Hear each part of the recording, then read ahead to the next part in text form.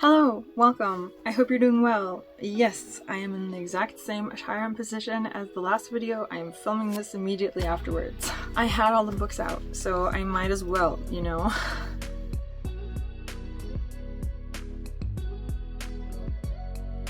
You'll see from the title what this is. This is all about my favorite books that I read last year, the books that I liked the most. I think I have 9 books to talk about, 9 favorites from last year and 2 honorable mentions, and they're not in any particular order. I don't think there was any book that kind of overshadowed all the rest last year. These are just the books that I felt belonged in this video, and then the honorable mentions are ones that I feel like they could have been here, but those are a little overshadowed by the rest. But these ones don't overshadow any of the others. That's just how I'm gonna go about this. There's no crowning favorite book from 2024. These are all just so good. I wanna just showcase them in their own video. So that's what this is. This is, again, the second and also last video that I'm going to be making about the books in 2024, just to kind of like wrap up that whole mess of an ending of a year and just put a neat bow on it and shove it aside and move on.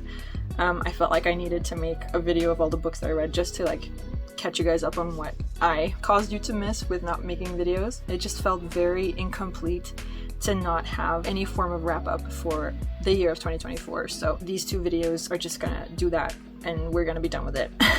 And we're gonna move on to fresher books that are actually being read this year. So, my favorite books of 2024.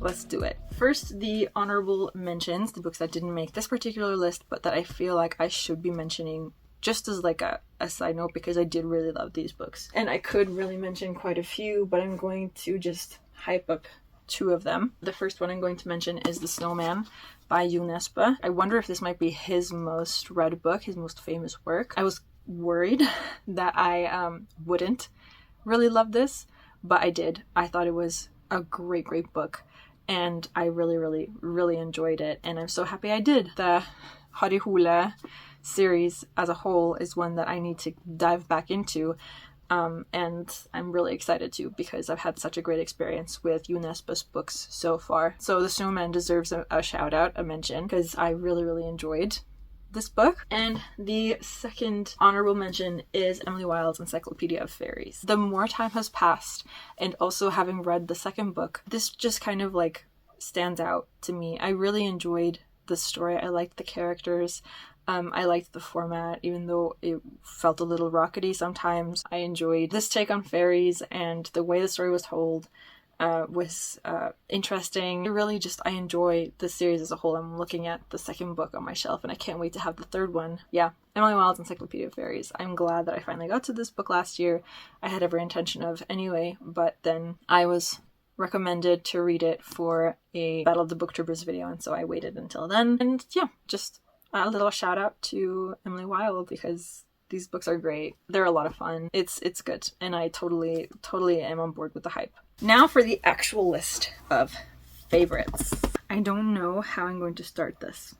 Actually, yes, I do know. Okay, we're going to start with my first 5-star book of the year last year, which was Rødstrupe by Nesbø. I think the English title, I don't remember, is it Redbreast? It's something like that anyway. This is the 3rd book in the Harihule series. It was a great place for me to start with the Harihule series. My parents recommended that I start with this book because they've read all of the books and have told me that the first 2 books, they're not the best in the series. In fact, they might be the weakest. He's still kind of finding the character, finding his storytelling, and here he really landed, and this is kind of like the standard that keeps going for the rest of the series. So my parents recommended to not start with the first 2 books because I might be put off, and instead start with the 3rd one, and so I did, and I have no regrets. This was so good. Just a fantastic way to mix past and present in this thriller of a mystery, and I was constantly making guesses, constantly trying to figure out who was the bad guy, who was behind all of this. The guesses felt like they were based on so much fact, and then there's some sort of chip that gets thrown in that doesn't fit, and I don't know, watching Harry, the main character, work was fascinating and so cool, and I had such a great time with this book. It was so good. If I had to rank this book, this would probably be in the top 2. Just perfect. It was right up my street, exactly the kind of book that's like meant for me. I really, really enjoyed it. It was an easy 5-star. I think I sing its praises enough in that vlog, so I'm gonna link it. You can hear me freak out about it there. All right, what should I talk about next? Okay, let's talk about these two, because I talked about Emily Wilde, which was a book I read for the Battle of the Booktubers. These 2 books I also read for Battle of the Booktubers. The first one I'm going to mention is Jade City. It's one of these books that the longer I've been sitting with it, the more I've liked it. And I have both the second and the third book ready to be read, and I'm so eager to get to these books. I can't wait. I can't wait. It's really my kind of book. There's action, and there's politics, and there's intrigue, and there's complexities, and family, and the family dynamics are my favorite. I think I mentioned that in the vlog too. I really like the family dynamic, the way that works in this book. The magic system is interesting. The fight scenes are insane, and just it's so cool, and I cannot wait to see where the story goes from here. For some reason, particularly now, like looking back, I'm like, oh, but I need to know how it goes, but only if it goes well. This is a really, really good book. I highly recommend it. I'm so glad that I finally got to it, because I've had this on my shelf since 2016 or 2018, one of them, and it's just been sitting there, and I haven't been in the mood for it. I started it a few times and never got past the first chapter, but when I got this book as a recommendation in the Battle of the Booktubers, I had to finish it, and so I pushed through.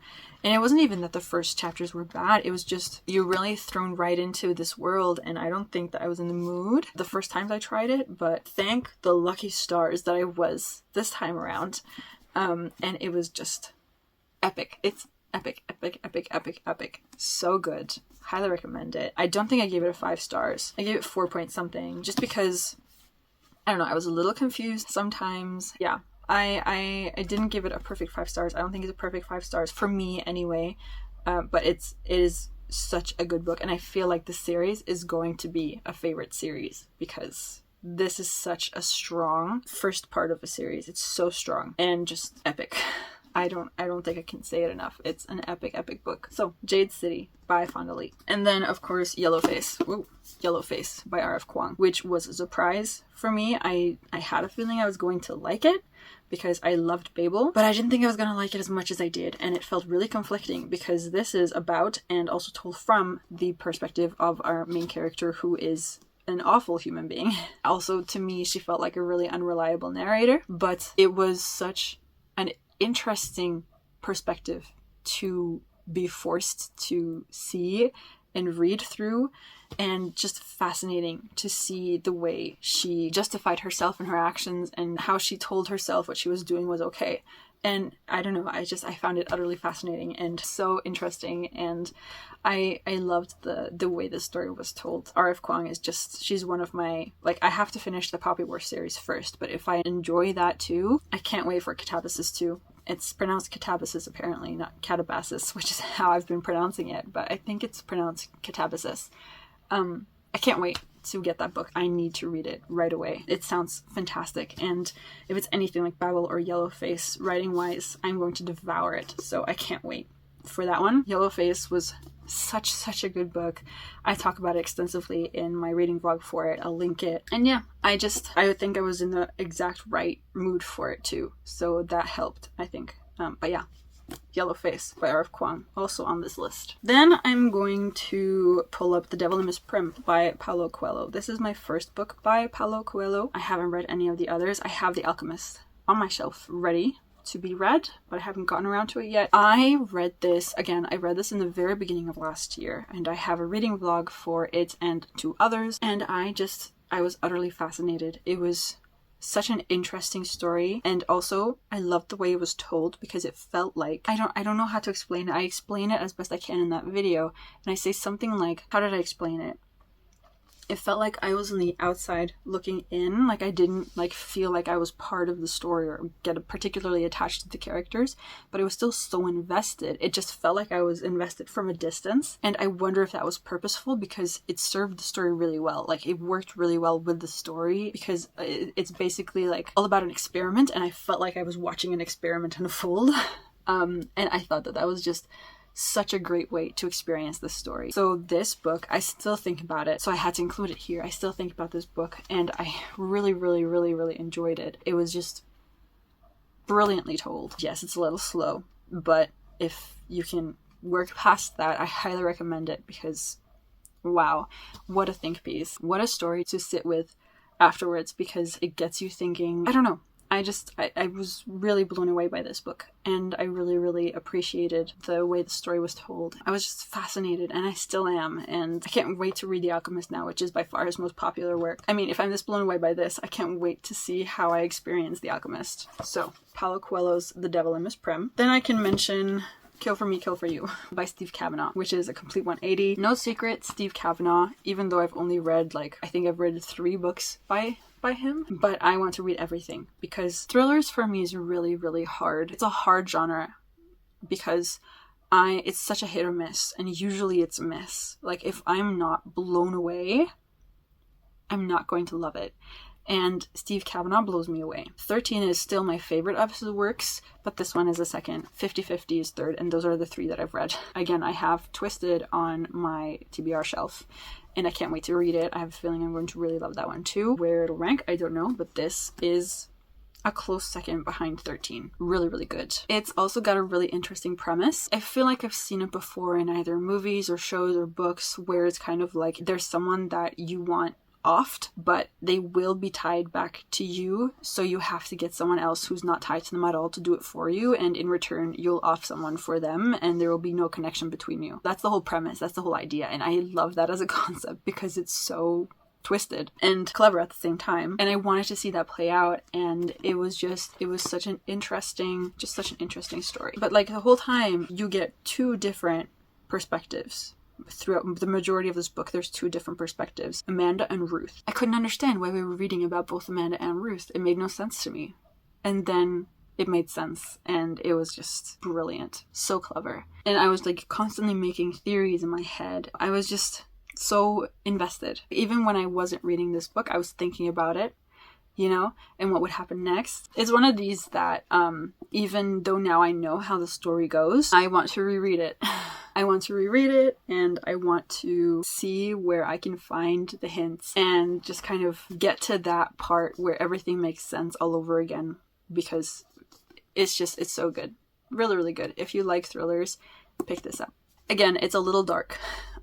It's quite dark, actually. You may have to look up some triggers because this was the kind of book where usually books don't do that for me, but sometimes I'll read a book where I don't want to read it before I go to bed because it scares me. And this was one of those that I didn't want to read before I went to bed. So warning there. And if you have like certain triggers, just make sure you look up what is brought up in this book because it's dark. But if you can read this, then do. I highly recommend this one. It's just, this author in general is fantastic. I'm just going to get through this one quickly. The Return of the King by J.R.R. Tolkien. Of course, this is here. This is the final book in the Lord of the Rings trilogy, and where else would it belong but on my favorites list? Of course, I know the story. I've seen the movies, and the movies are very faithful to the books, so there aren't really all that many surprises, but there are some things that aren't quite the same. I know that Tolkien's writing is not for everyone. It's very flowery. There's a lot of descriptions of landscape and travel and stuff like that, but it is really beautiful. There's a lot of song and verse and stuff in these books. But again, I think if you can put yourself through it, please do, because these books are worth it. They're so good. Even though it looks big, but like half of this is like appendix, so it's not really that big. I fly through these books for some reason, even though the writing is a little heavy sometimes and flowery and there's long descriptions and stuff like that. Even though that's the case, I still fly through these books. Like, these did not take me long to read at all. I was a little concerned to begin with because I struggle a little with older English, but this isn't that old, so it worked for me. Fantastic series that I recommend to everyone to read. It's one of these book series that should be in everyone's bookshelf, in my opinion. I love Lord of the Rings, what can I say? And so I had to read them, and I finally finished the series, and now I can get to The Hobbit, which, yes, I probably should have read before, but I didn't get there first. So what can I do? Just very, very good. Highly recommend, of course, the whole series. I also want to mention None of This Is True by Lisa Jewell. This book has to be on this list too. And I'm still really sad that I don't have a physical copy of it. I really, really want one. I just don't like the way the paperback looks. And so I might actually have to cave and get the hardcover. I want this book in my physical collection. I liked the way that it was written. I liked that it was really creepy, but in a very normal life way. It was so unnerving. The mystery of it was it was interesting. Nothing about this particular book was particularly exceptional, but it was just, for what it was really, really good. And it stands out in my memory. I will admit to being a little skeptical in the beginning, but I was really intrigued. By the end, I'd been hooked. I was really, really satisfied with the story that I got. I don't really know if I would call it a thriller. I don't know if I was told or if it was what I read that it was a thriller.